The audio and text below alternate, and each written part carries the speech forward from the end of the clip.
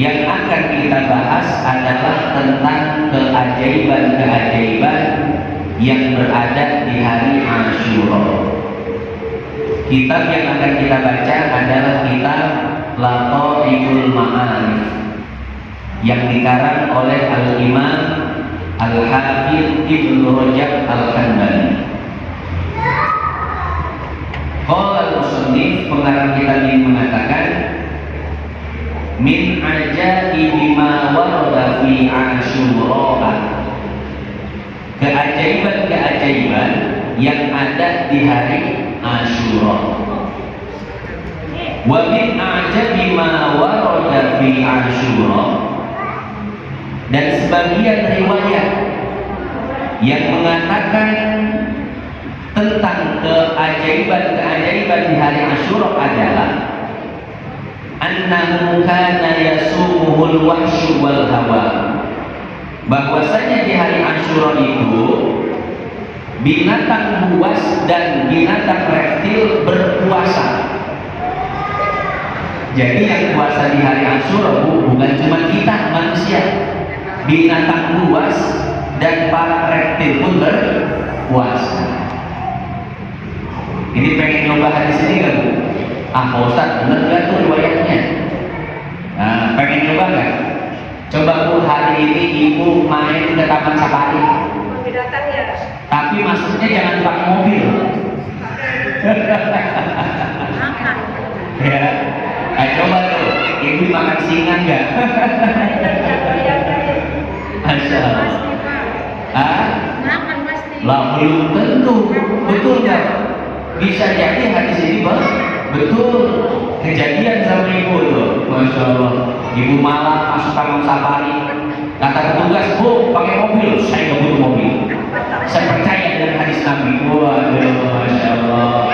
Bu malam masuk Taman Safari, nggak pakai mobil, macan singa pada ngeliatin, tuh lapar sebenarnya ini, cuman lagi puasa. Masya Allah, ya.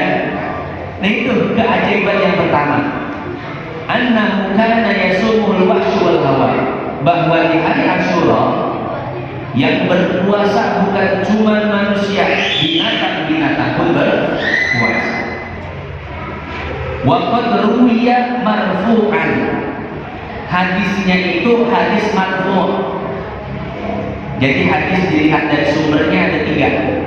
Hadis marfu', hadis mauquf, dan hadis maqtu'. Hadis marfu' adalah hadis yang sumbernya Rasulullah Shallallahu Alaihi Wasallam. Sementara mauquf sumbernya adalah para sahabat, dan maqtu' sumbernya adalah para tabi'in. Hadis yang bersumber dari Nabi itu namanya marfu', dan yang bersumber dari sahabat namanya mauquf. Sementara yang bersumber dari tabi'in namanya maqtu'. Nah, hadis ini adalah hadis marfu', kata Ibnu Rajab. Annas surat, bahwasanya burung surat. Surat itu burung bentek. Tahu bentek? Bahasa kitanya burung pentek. Tahu burung pentek? Burung pipit, manuk gereja. Nah, iya, yang suka ya disebut burung gereja karena di gereja ya namanya. Di masjid juga sebenarnya banyak, tapi nggak disebut burung masjid.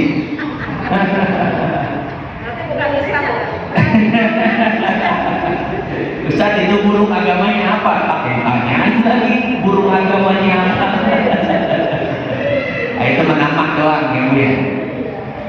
Nah, bahwasanya burung pipit awal khairin soma Asyura, yaitu burung pertama yang puasa di hari Asyura. Jadi Bu, yang namanya burung kan berbagai macam jenis ya Bu ya. Nah, burung pipit adalah burung yang pertama berpuasa, kemudian diikuti oleh burung-burung yang lainnya. Ini andai burung pipit itu manusia Bu, ini pahalanya banyak banget.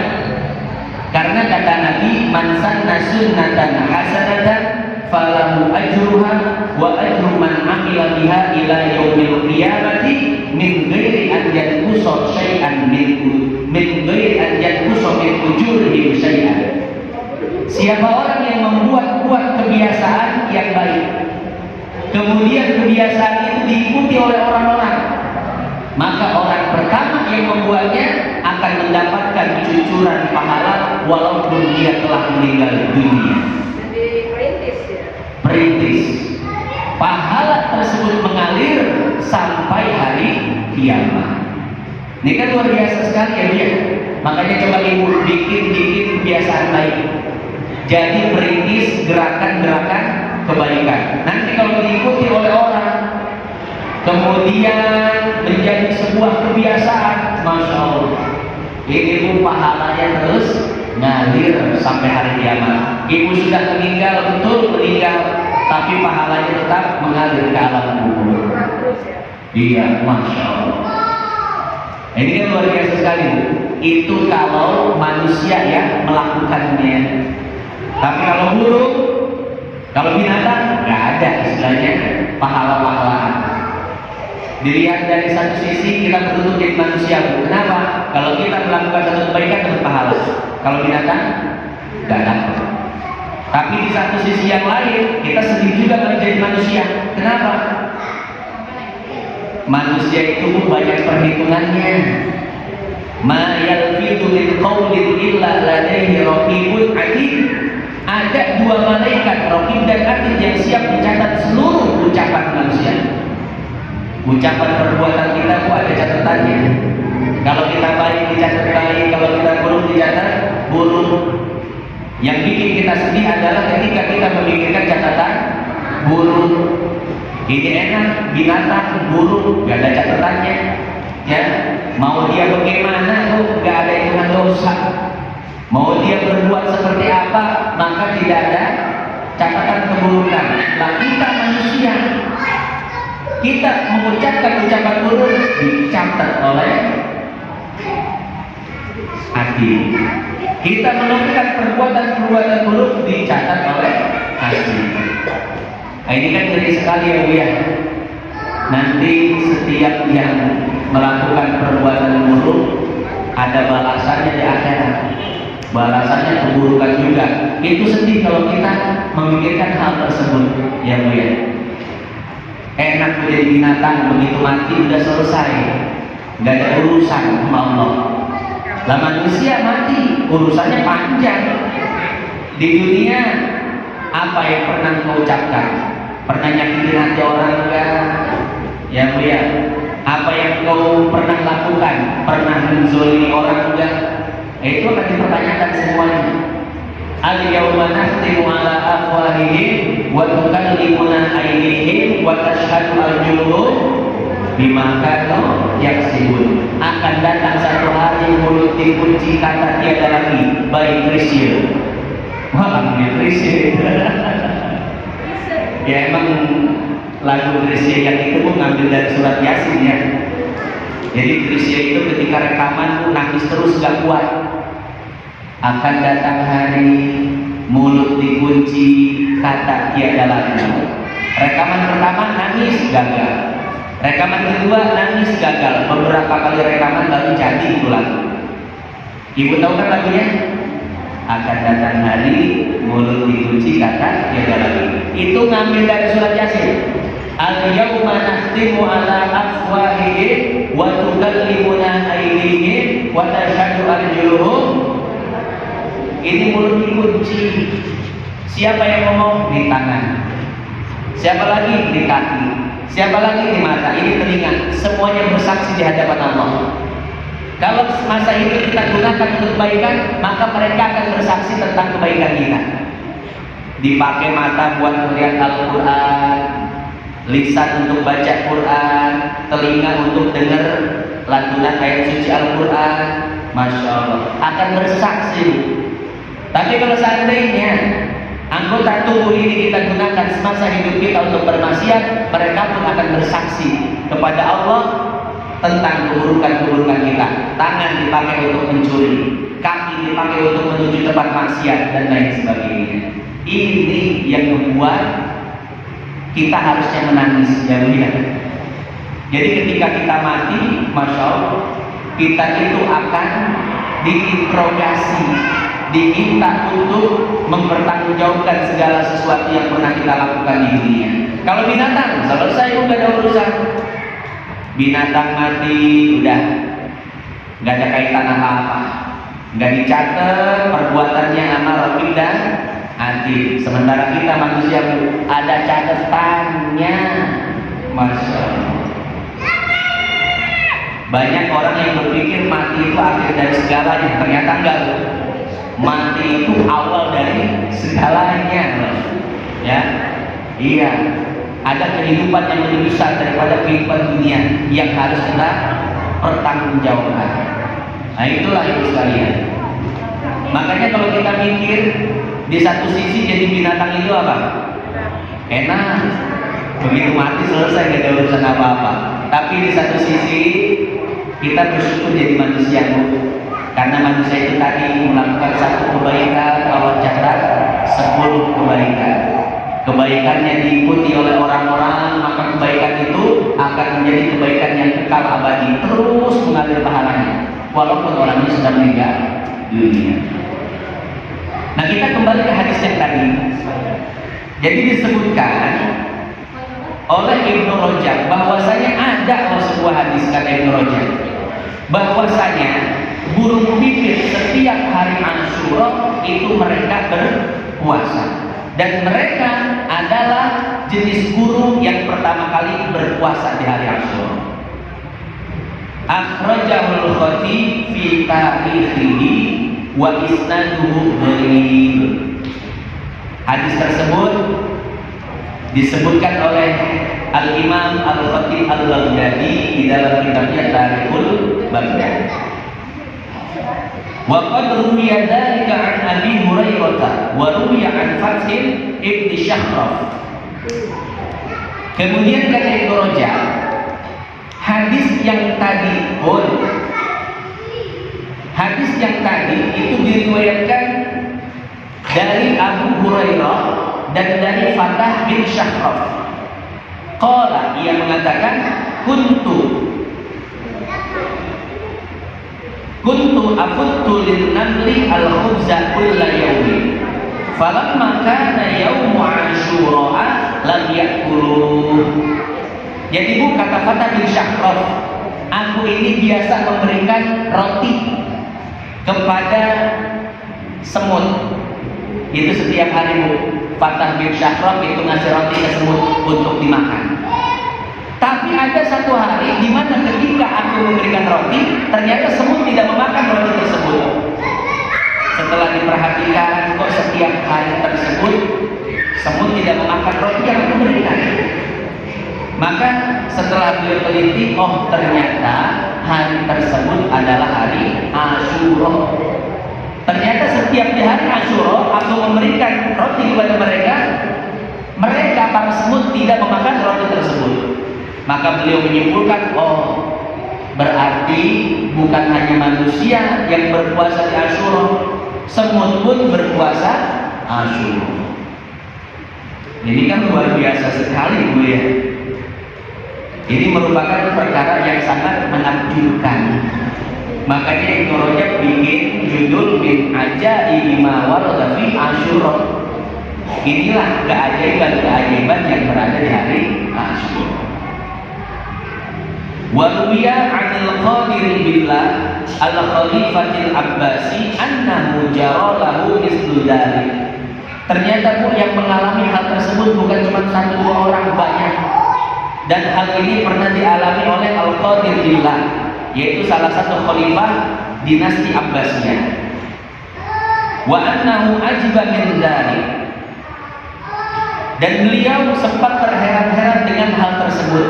Aku memberi roti kepada semut, setiap hari roti itu dimakan oleh semut. Akan tapi ketika aku memberinya di hari Asyura, semut tidak ada satupun yang memakannya. Fa'ajiba min dzalik, aneh. Fasa'ala Abul Hasan Al-Qazwini Az-Zahid, maka beliau bertanya kepada seorang ulama yang sangat zuhud. Fadzakara lahu anna yauma asyura tasumuhun namlu. Beliau menceritakan, wahai ulama, setiap kali aku memberikan makanan kepada semut dan binatang yang lainnya di hari Asyura, kenapa tidak ada satupun dari mereka yang memakannya? Maka Abul Hasan Al-Qazwini Az-Zahid mengatakan, anna yauma asyura tasumuhun namlu. Wahai khalifah, di hari Asyura ini yang puasa bukan cuma manusia, tapi juga binatang-binatang. Masya Allah, ternyata binatang-binatang pun ikut berpuasa. Saking istimewanya hari Asyura.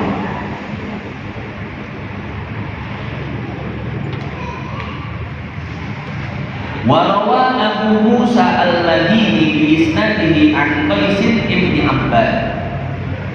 Ada sebuah riwayat daripada Musa Al-Madini dengan sanadnya yang bersambung kepada Qais bin Abbad. Qala balagani annal wahsya kanat tasumu Asyura. Qais bin Abbad mengatakan, ada sebuah riwayat yang sampai kepadaku, balagani annal wahsya kanat tasumu Asyura, bahwasanya binatang-binatang buas berpuasa di hari Asyura. Ada riwayatnya, kata Qais bin Abbad. Masya Allah. Wa bi isnadin lahu an rajulin atal badiyata yauma Asyura. Kemudian beliau bercerita lagi, aku dapat riwayat yang lain.